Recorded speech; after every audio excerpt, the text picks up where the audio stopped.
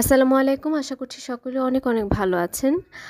আজ ২৮শে জ্যৈষ্ঠ ১৪৩২ বঙ্গাব্দ এসেনশিয়াল সেন্টেন্স স্ট্রাকচারের ধারাবাহিক আলোচনায় আমরা জানব সুনার এবং আর্লিয়ার এই শব্দ দুটির ব্যবহার সম্বন্ধে।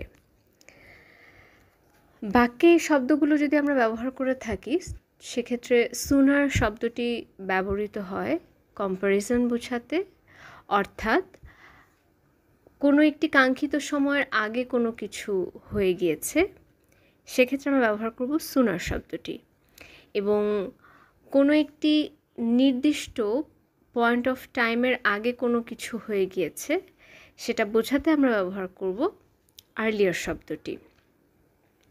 মানে দুটোই ঘটনার আগে ঘটে গেছে বা সময়ের আগে ঘটে গেছে সেটা বোঝাতেই ব্যবহৃত হবে।